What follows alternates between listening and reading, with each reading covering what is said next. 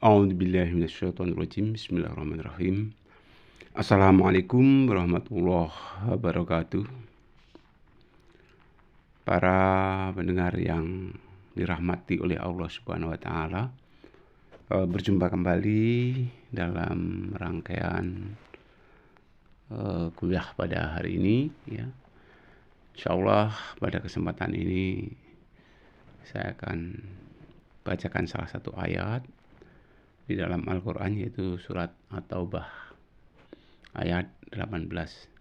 Hadirin yang dirahmati oleh Allah Subhanahu wa taala, tak lupa tentunya bersyukur kita kepada Allah Subhanahu wa taala karena atas izinnya kita masih bisa bersama-sama mendengarkan ya tausiah yang insyaallah akan saya sampaikan. Mudah-mudahan apa yang saya sampaikan bisa menambah wawasan, keimanan, ketakwaan kita kepada Allah Subhanahu wa taala. Amin ya rabbal alamin.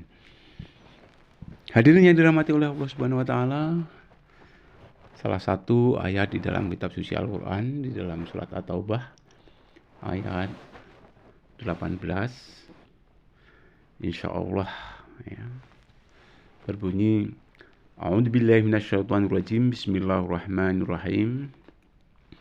Innama ya'muru masajidallahi man amana billahi wal yaumil akhiri wa aqamas sholata wa atas zakata wa lam yahsa ilallah fa'asa ulaika ayyakunu minal muhtadin. Arti daripada ayat tersebut adalah hanya yang memakmurkan masjid adalah orang-orang yang beriman ya. Hanya yang memakmurkan masjid Allah adalah orang-orang yang beriman kepada Allah dan hari kemudian, serta mendirikan sholat dan mengeluarkan zakat, sedang ia tiada takut melainkan hanya kepada Allah. Maka mudah-mudahan mereka termasuk orang-orang yang mendapat petunjuk. Hadirin yang dirahmati oleh Allah Subhanahu wa taala, dari ayat tersebut ya, banyak sekali pelajaran yang kita peroleh ya. Banyak sekali pelajaran yang kita peroleh. Satu ayat saja yaitu banyak sekali pelajaran yang kita peroleh. Apalagi kalau kita perhatikan ya, Al-Quran itu bukankah terdiri dari 30 juz ya, 114 surat dan 6.666 ayat. Nah, yang saya nukilkan tadi adalah salah satu ayat ya. Ini pedoman buat kita semua bahwasanya yang memakmurkan masjid itu diantaranya orang-orang yang beriman kepada Allah ya. Nah, bukti iman kita ini dibuktikan dengan bacaan dua kalimat syahadat ya. Insyaallah, asyhadu an la ilaha illallah wa asyhadu anna muhammadar rasulullah ya. Yang artinya saya berjanji bahwa tiada Tuhan selain Allah dan saya bersaksi bahwa Nabi Muhammad itu adalah utusan Allah ya. Jadi persaksian kita bahwa tiada Tuhan selain Allah dan Nabi Muhammad itu adalah utusan Allah ya. Nah, dengan kesaksian tersebut ya, dengan syahadat tersebut ya, ini sebenarnya mengandung konsekuensi kita ya. Mengandung konsekuensi kita, bukti dari penghambaan bahwa kita berjanji tiada Tuhan ya selain Allah. Nah, ini dari kata-kata tiada Tuhan selain Allah ini maksudnya ya supaya kita ini orang menjadi taat menjalankan perintah Allah dan juga menjauhi larangan Allah ya. Asyhadu an la ilaha illallah wa asyhadu anna muhammadar rasulullah. Kita ini hendaknya taat ya, menjalankan perintah Allah, menjauhi larangan Allah. Begitu juga ya kita ikuti hadis ataupun aturan-aturan yang dibuat oleh Rasulullah SAW. Jadi di samping kita taat kepada Allah, ya, kita pun juga diwajibkan taat kepada Rasulullah. Hadirin yang dirahmati oleh Allah Subhanahu wa taala, bukankah pengakuan iman tanpa ada bukti nyata atau pengamalan akan keimanan tersebut akan merasa janggal. Jadi kalau kita merasa iman tanpa ada bukti pengamalan dari keimanan kita, bukankah hal tersebut merasa janggal? Nah, jadi untuk kesempurnaan, ya, di dalam kita melaksanakan keimanan itu harus ada bukti pengamalan, ya. Ada bukti pengamalan. Pengamalan apa ya? Pengamalan tentang kaidah-kaidah yang sudah digariskan oleh Allah Subhanahu wa taala. Dan dalam hal ini, ya, pengamalan ini semua sudah diatur di dalam kitab suci Al-Qur'an dan Al-Hadis, ya. Berkali-kali sudah dikatakan bahwa kalau kita ingin selamat dunia akhirat, ya, kata Rasul, aku tinggalkan 2 perkara kepadamu. Dan apabila kamu berpegang teguh kepada 2 perkara tersebut, maka kamu akan selamat selama-lamanya. Nah, 2 perkara tersebut adalah Al-Quran dan hadis, ya. Mudah-mudahan kemanapun kita melangkah, ya, kita tidak lepas dari Al-Quran dan Al-Hadis. Hadirin yang dirahmati oleh Allah Subhanahu wa taala, untuk memahami Al-Quran, memahami Al-Hadis, ya, tentunya kita harus banyak belajar dan belajar. Bahkan, ya, sampai akhir hayat pun, ya, seseorang masih harus terus belajar, ya, karena proses belajar itu tidak ada berkesudahan, ya, mulai dari ayunan ibu sampai ke liang lahat, ya. Kita diwajibkan terus untuk belajar. Dan dalam hal tersebut kita pun nggak boleh, ya, menganggap kecil orang lain, ya, menyepelekan orang lain, bahkan menganggap kerdil ataupun menganggap orang lain ilmunya sedikit. Kita nggak boleh, ya. Walaupun bagaimana kita tetap, ya, menghormati sesama muslim, ya. Jadi nggak ada istilah lebih hebat, itu nggak ada, ya. Kita sama-sama selaku muslim, ya, harus saling menghormati dan harus bekerja sama, ya. Kita harus tolong menolong dalam hal kebaikan, ya. Jangan sampai kita tolong menolong dalam hal perbuatan yang menyesatkan ataupun yang jahat, ya. Jadi betapa indahnya Islam itu, karena di dalam Islam itu, ya, boleh dikata ibarat sesama muslim itu satu tubuh, ya. Kalau satu merasakan sakit, kita akan merasakan keseluruhan sakit. Jadi betapa indahnya Al-Islam. Sudah diatur sedemikian rupa, ya, bahwa kita harus saling menghormati dan saling bekerja sama terhadap sesama muslim. Hadirin yang dirahmati oleh Allah Subhanahu wa taala, kemudian kaitannya dengan beriman kepada hari kemudian.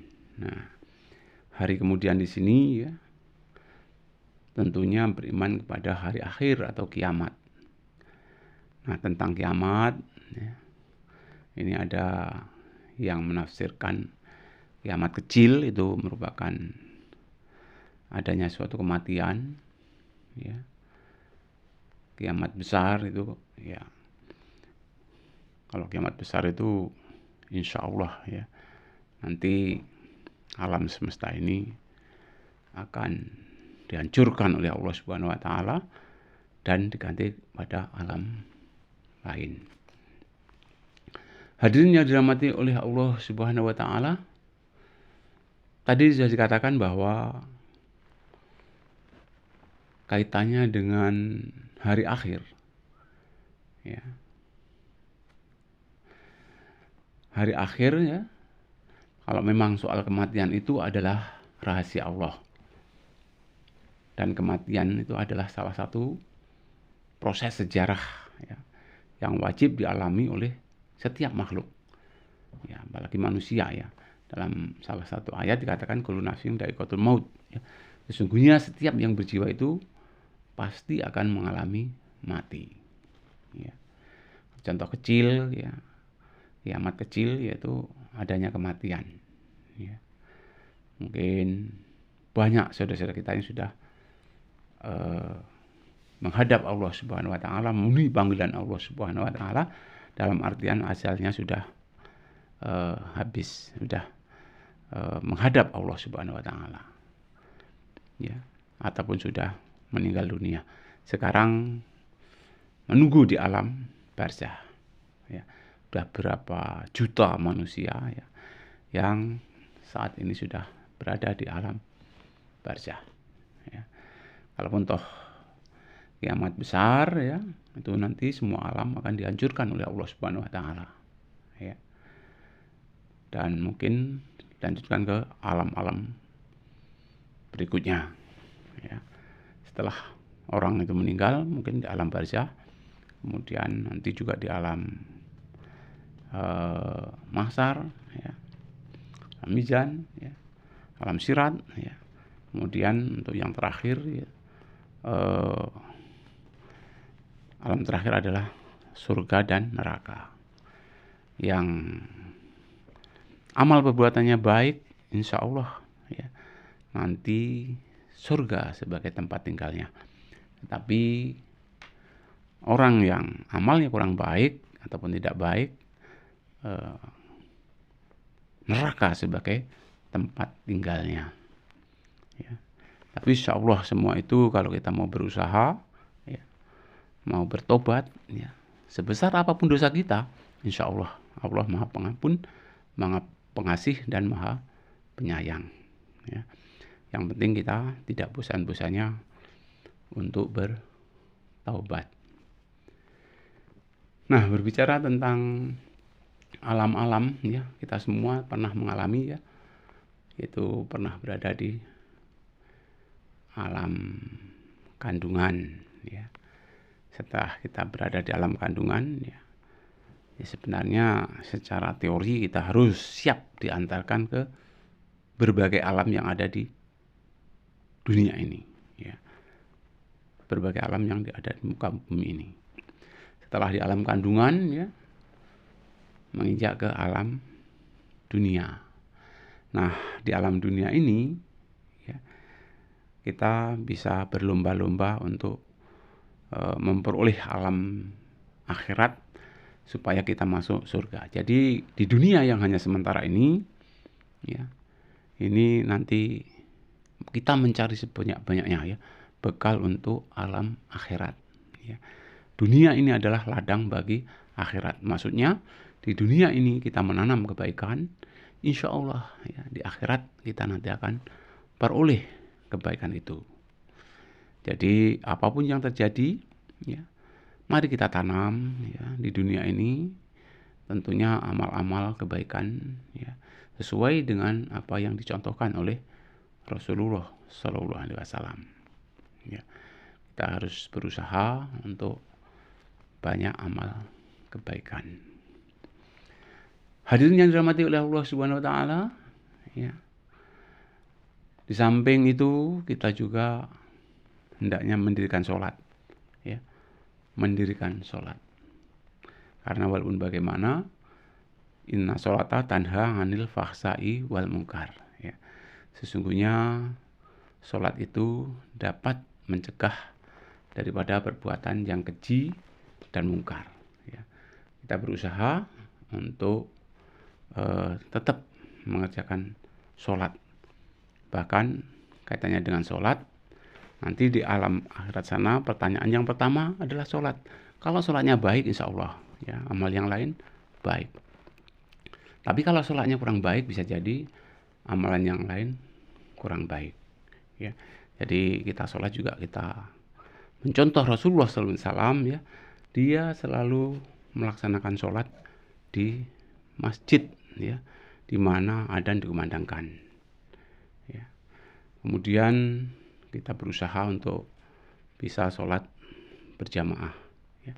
Betapa banyak nilai daripada sholat berjamaah. Di antaranya lipatnya 27 derajat. Ya. Kalau kita mau melaksanakan sholat berjamaah. Hadirin yang dirahmati oleh Allah Subhanahu wa taala, ya. Kemudian juga kita disuruh menunaikan zakat. Ya. Zakat itu wajib untuk kita bagi kaum muslim muslimat tentunya yang mampu, ya. Karena dengan zakat insya Allah ya akan membersihkan harta kita, ya. Mungkin itu sekedar ayat yang sudah saya sampaikan tadi, surat At-Taubah ya, ayat 18. Mudah-mudahan kita mampu untuk mengambil hikmahnya. Lebih kurang saya minta maaf. Saya akhiri bila taufiq hidayah. Assalamualaikum warahmatullahi wabarakatuh.